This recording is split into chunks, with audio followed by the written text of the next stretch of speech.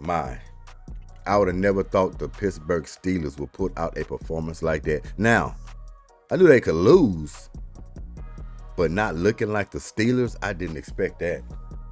Now, nobody has faith in Russell Wilson. We knew that he couldn't possibly win that game. This Baltimore all the way. They looking to go to the Super Bowl. And they damn sure got a good shot at winning the Super Bowl. So the Texans got the Chargers. And when that came to my knowledge that they were playing the Chargers in the wild card, I said, that is the perfect matchup for the Houston Texans to go ahead and get this win. Yeah, I did. Now, the Chargers are a good team. Good quarterback, trying to be great. He's not there yet. Defense, okay. I would say. I'm not going to say they top notch, but in that game, it was okay. It was okay. But I knew the Houston Texans could get out of the first round against the Chargers. This was the best matchup they could ask for. And they went out there and they got it done. Now, is it all claps? Is it all cheers? There's a lot of fools out there going overboard about this win these Texans got against the Chargers. They're talking about things like the Texans are back. We're ready. They found it. No, the Texans ain't find nothing. They beat a team that they supposed to beat, really, if you look at it. Even through the ups and downs all season, this was a team that, yeah, it could have been, back and forth here and there, but eventually the Texans should have won this game, and they got the win. But the Texans won this game not even being sharp. They didn't play well all the way through. Defense, a different story. Defense obviously won this game. But they came slow out of the gate. And I was concerned. Because if you mess around long enough, you could lose a game like this. They patty caked back and forth for a little bit until the defense blew this thing open, basically. The defense blew it open. And they was able to get 30-plus points against the Chargers and seal the deal. Look, I'm not going to go all bad for the Texans. I'm glad. I'm proud that they were able to get out of the wild card round and beat the Chargers. Let's be honest. If they would have lost to the Chargers in that wild card round, would you call that a successful season? Nope. Even being depleted? You couldn't call that a successful season. I'm sorry. Any circumstance leaving the first round, if you're the Houston Texans, that is not a successful season. I'm sorry, it's not. So the pressure was on. They had to get it done. And they got it done. Now I'm going to say one little bright spot about that game, about the Texans. I want to give y'all a little sunshine with all this, dirty clouds that's been going around past few weeks. The Texans didn't play their best, right? Nico Collins got loose on a couple of catches. Offense was, in my opinion, a little pedestrian. They did just enough. Just enough. But this championship defense is what pulled them through. And thank God for them all season long. All season long. Patty caking this offense along the way. So, kudos. Good game, not a great game, but you sealed the deal and you got the job done against the Chargers. Like I say, when I saw the matchup, I knew it could be a win. It was a perfect matchup for a first round for the Houston Texans, and they took care of their business. But what do you have now? The ultimate prize.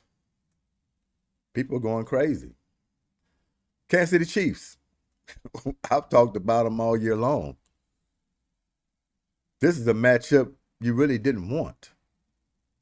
But the Texans going to lace it up. They're going to go out there and give it the best they have. And they're going to go into it believing they're going to win that game. I want them to win that game more than anybody. I will tell you. I want the Chiefs to go down, and I want them to go down by the Houston Texans. But I have to be realistic about this thing. I have to be realistic.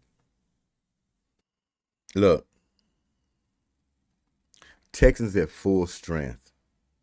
I knew that they could challenge these Chiefs this year. Full strength. To beat a Kansas City Chiefs team, you have to have Stephon Diggs. You have to have Tank Dell. You have to at least have Petrie out there on defense as well as this defense has played. Short-handed, call it what you want. But they still don't have Petrie out there. To beat the best, you got to have the best available. You still short-handed.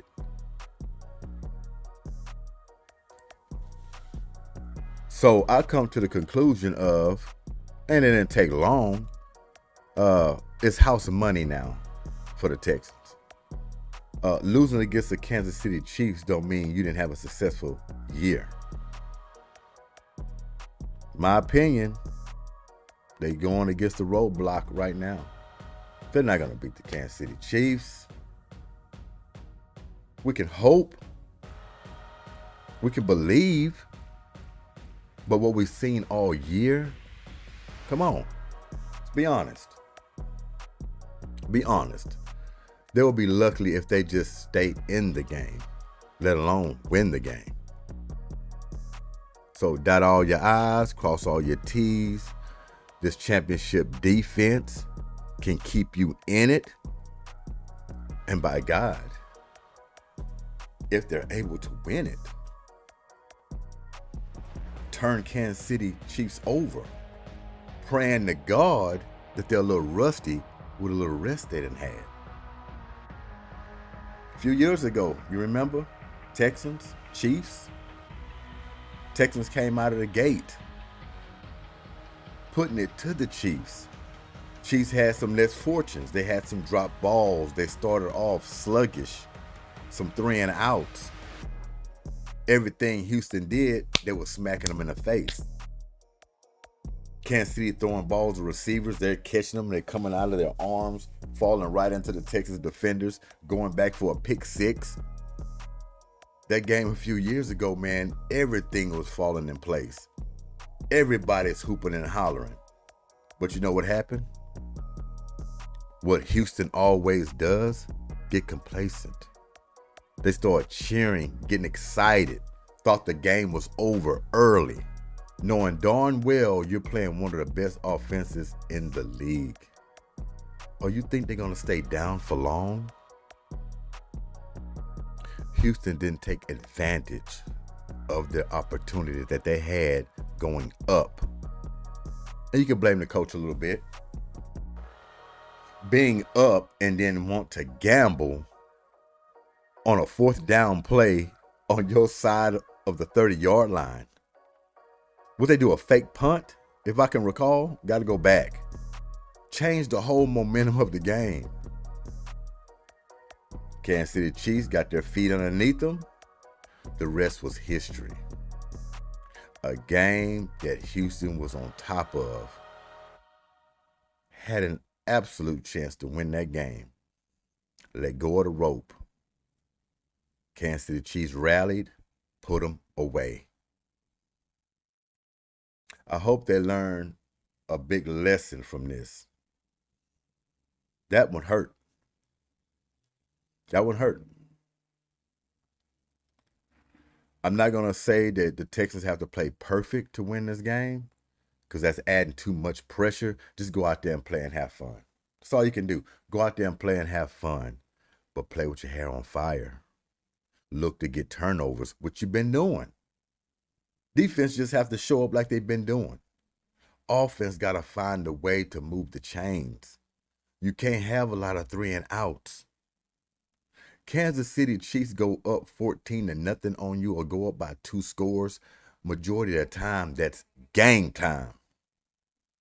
You have to come out of the gate smoking. A lead would be great against a team like this. It will be great. But don't come in half-stepping. Because if you ain't at least sharp, doing what you're supposed to do, being disciplined, offensive line going to have to be more intact than they ever could all season in this game. Because that Kansas City Chiefs defense, defensive coordinator, oh yeah, he's crafty. He takes chances. He knows how to disguise. And if you don't think the pressure's going to be on C.J. Stroud, see, against the Chargers, I've seen some weak points. CJ made some plays. I'm not going to knock CJ.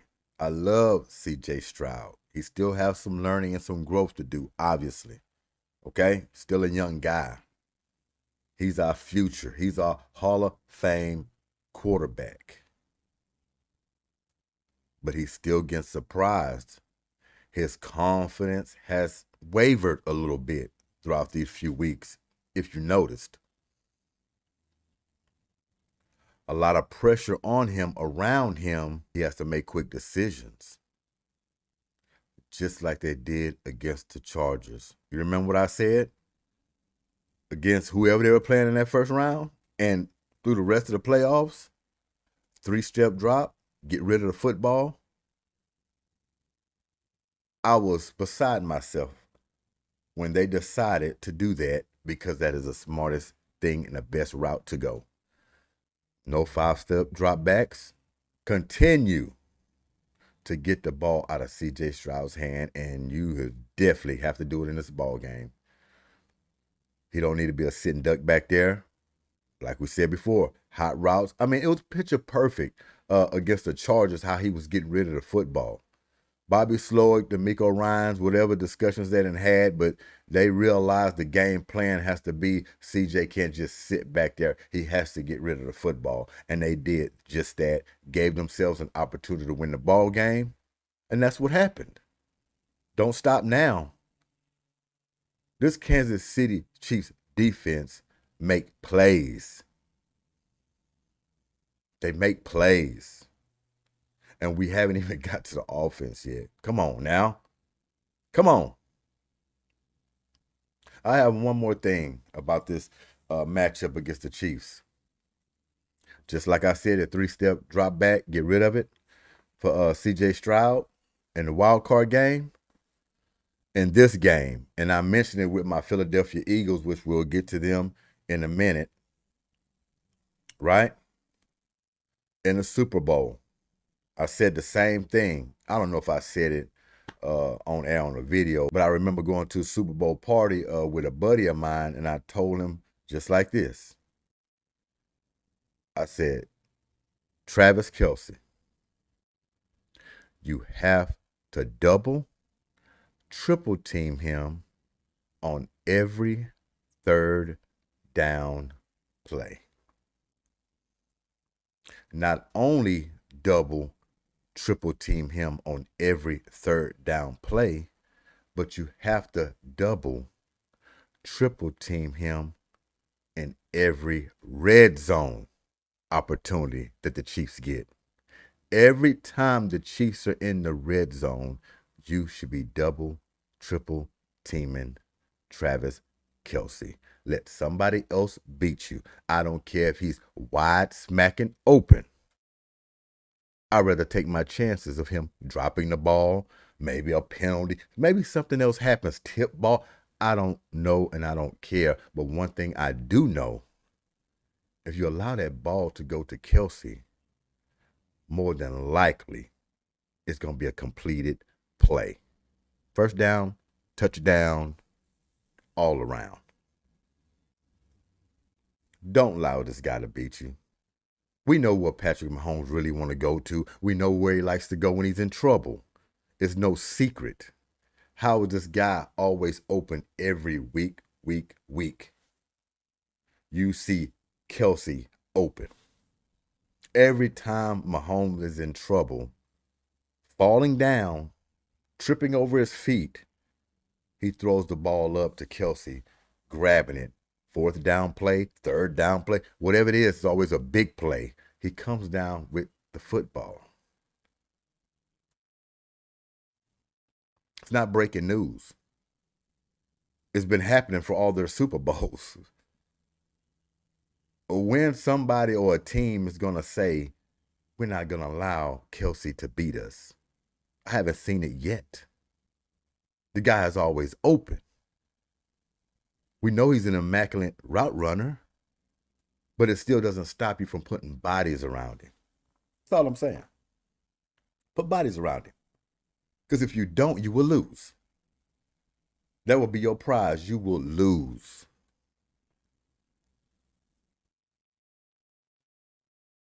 So, D'Amico Ryans, hope you're listening to me. I doubt it, but I'm telling you, don't let Kelsey run free.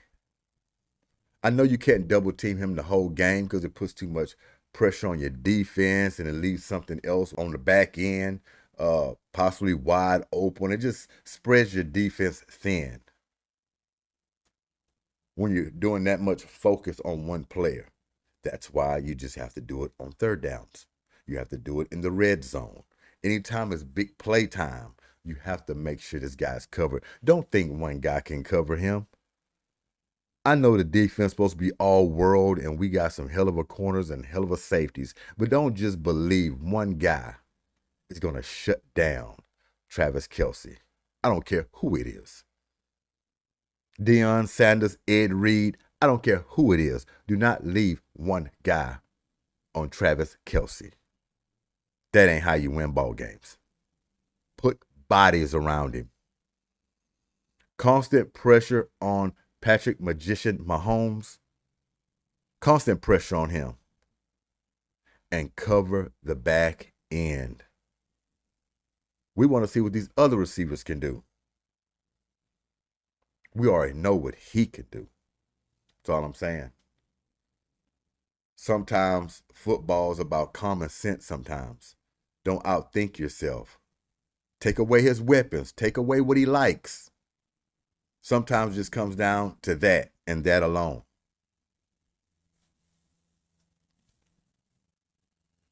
Woo! Maybe we got it. But we're going to listen to D'Amico Ryans here just for a little bit. Won't be too long. Let him say a few words. But it's a big game coming up against the Kansas City Chiefs. There's no doubt about that. It's a very big and a huge game, which the whole world don't think the Texans have a shot in hell. A shot in hell. And I hate to say that I'm probably one of those people,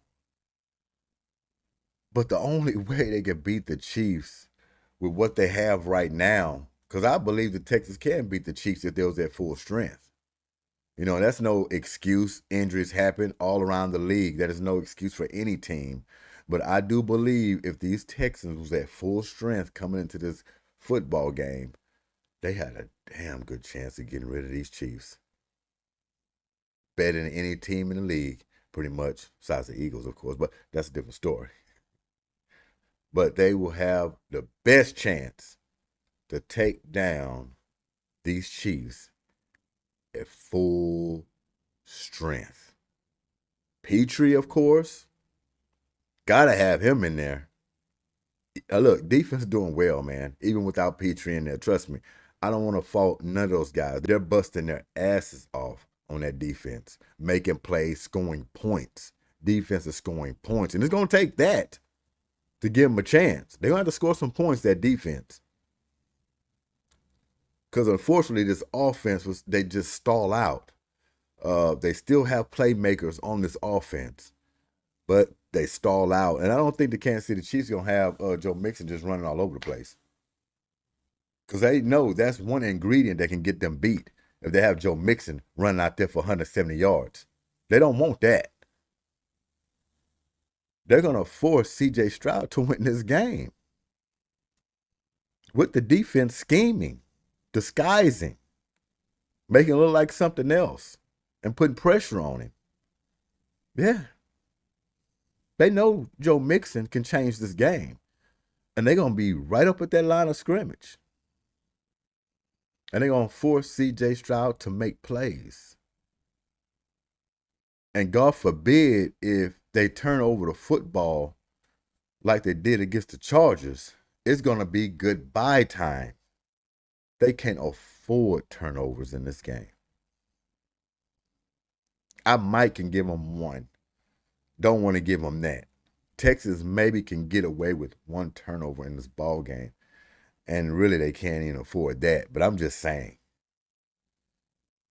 But 2 and 3, you won't have a shot in hell to win this ball game. The odds are against them. And like I said, you just better hope these Chiefs coming out rusty.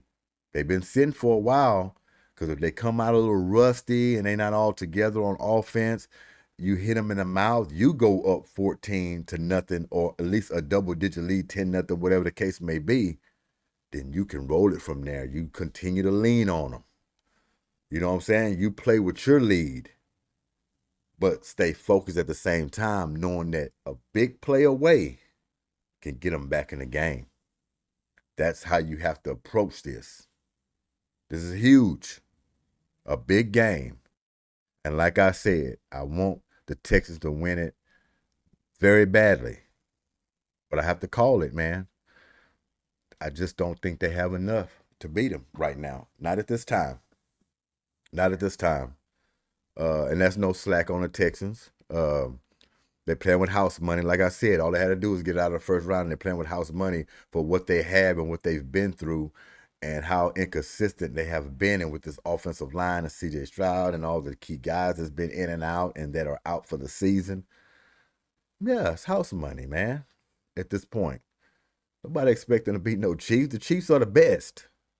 You're playing the best. And like I said, when you play the best, you have to have the best. And the Texans don't have the best right now. They're out. They're hurt. They're gone.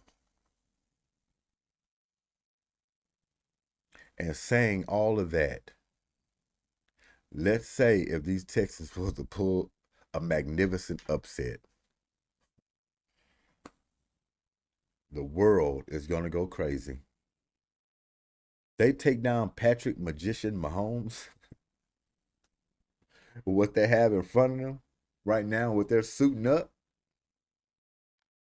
You might as well say they're ready for the Super Bowl. You beat the Chiefs, you're ready for the Super Bowl. I don't care who you got out there suited up at that point. If you found a way to pull this game out, who's stopping you? Yeah, of course, you got the Baltimore Ravens and all these other teams out there, but who's stopping you? Huh? Who's stopping you? You can beat anybody at that point. But unfortunately, I just don't believe it to be true. I don't. It doesn't say that.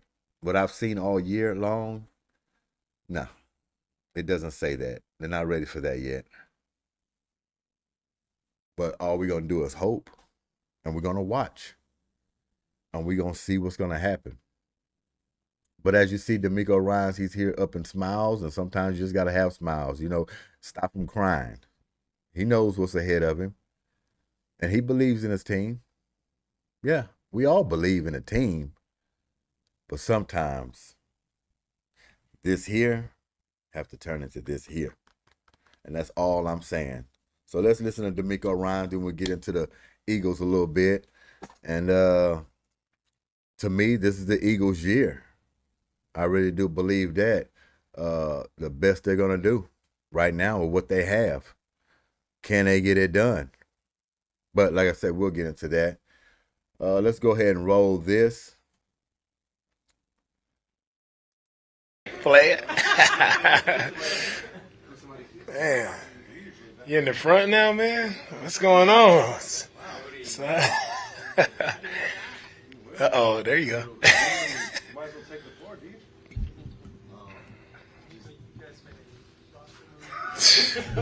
Go ahead, D.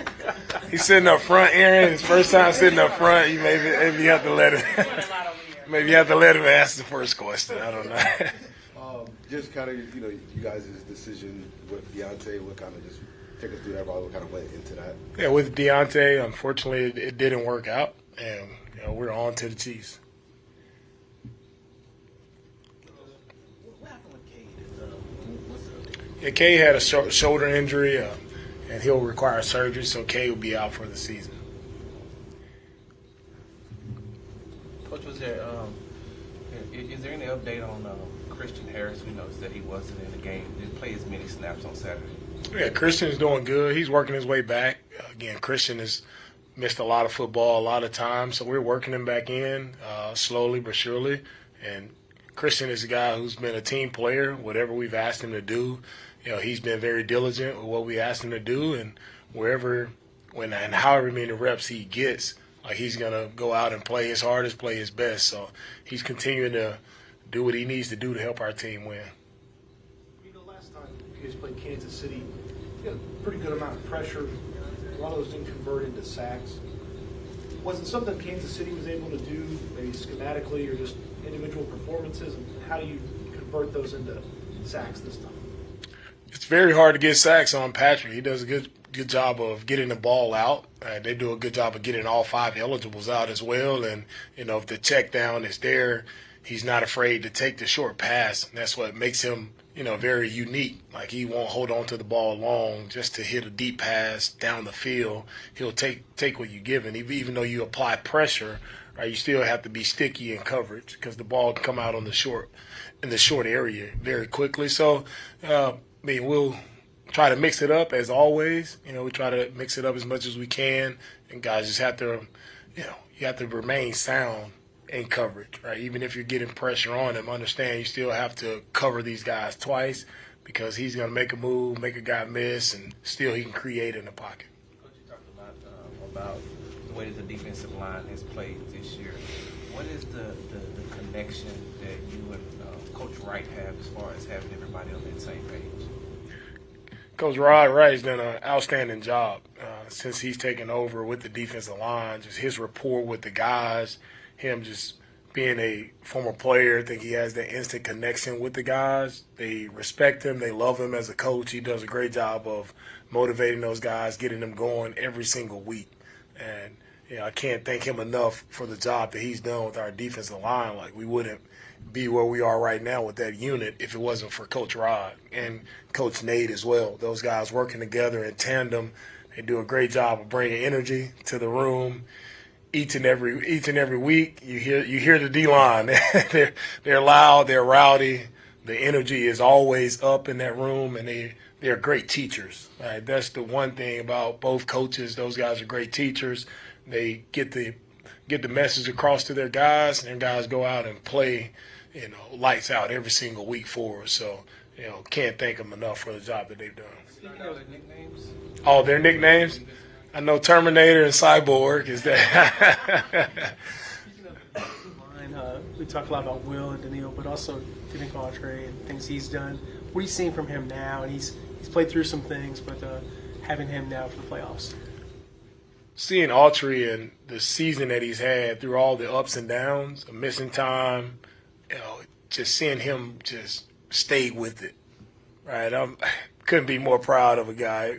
Could have went left a couple times, but he stayed with it, man. He's been very persistent, and you talk about a tough man who's been through a lot of adversity. He's overcame it, and right now he's just hitting his stride. Watching him this last week versus the Chargers, seeing how effective he was, not only in the passing game but also in the running game, seeing him play with power, right? Seeing him change the game for us on special teams, that was our vision when we decided to sign Danico. And he's a big-time player for us. And when he's healthy, when he's on, he's a lot to deal with. And you throw him in the mix with our other guys, it makes us a very tough front. So really proud of Danico, just for him continuing to persevere through all the ups and downs of the season, to be at this point right now, to be at his best when we need his best. It's really great to see him come through. For teams to remain in contention this late in the season, they obviously have to have a lot of good qualities. What do you think is the most important quality that has gotten your team to this point? I think the most important quality for our team is perseverance. We've had some ups and downs throughout the year, and we went through some difficult times, where, again, everybody was not believing in us, which is good. You had that adversity from the outside. We were trying to, on the inside, make sure we're doing things the right way, playing the right way. Games didn't go our way all the time. Like, we've been in tough games. We had tough losses. We've had wins at the last minute. So we're battle tested as a team. And I think that's hardened us to be exactly in this spot for that reason. Like, we're battle tested and we're ready to go to battle against anyone. Any type of way the game can go, we've been there. Unfortunately, we've been on the downside, we've been on the upside, so we know what it takes to win. And that's what I love about our team. Like, we've learned a lot of lessons throughout the season. We've grown closer together as a team, and I wouldn't want to be with any other group. And I agree with that. They have been through a lot. Team is close-knit. And if any team that can challenge the Chiefs, it will be this team. And I say that because of the defense, of course. It's championship defense is what the Texans have. And they're going to have ultimate pressure. They're going to be tense. That's why I say the offense have to produce something, because the defense can't stay tight like that the whole game when you're not producing points. You got to give them something to go off of. You have to extend drives. You got to get them a little rest that they need to keep that ultimate pressure on the Chiefs. A lot of 3-and-outs is not going to do that. It's going to wear this defense down. And then when that water breaks, it's going to be a flood. But it's no doubt, like D'Amico said, this team's been through a lot. They have. When they stay close-knit group, they believe in each other. Every time they go in for a fight against a team, they believe they're going to win. They believe they're going to win. But now it's time to be very disciplined. It's time to be very smart, heady about certain things that go on throughout the ball game. I'm going to be watching C.J. Stroud very closely. It's okay to throw the football away, C.J. Don't feel like you have to sit back in that pocket like a duck. Just wait to see a receiver come open. It's not there, even in 3-step dropbacks. Take off with it, man. Shoot one of those gaps. Get as many yards as you can. It's not a sack. It's not a strip fumble. Remember, we kept going over this.